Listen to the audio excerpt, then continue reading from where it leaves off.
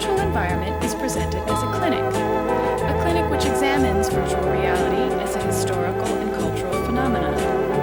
The installation consists of a large projection of the virtual space, which is flanked on either side by mirror image video sequences. The video sequences are triggered by events in the virtual space and are intended to enhance and comment upon these events. 3 recliners face the 3 projections.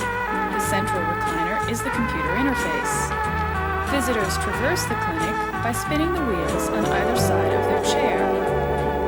A gun and joystick aid in navigation and activating objects.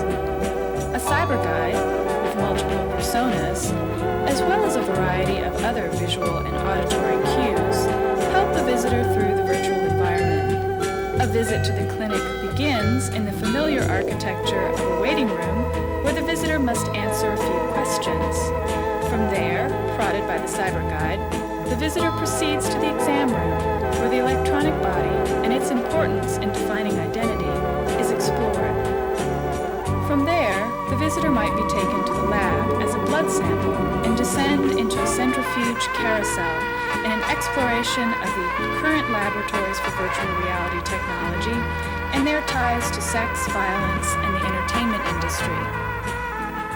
Or a visitor might be told to traverse down the hall to the imaging room and be pulled into the vascular tunnel of an imaging device to examine some of the histories and uses of virtual reality and imaging technologies.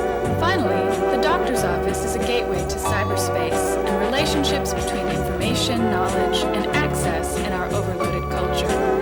Although visitors may travel many of the same rooms in the clinic, each experience is different, determined by the pacing and choices made by the individual visitor.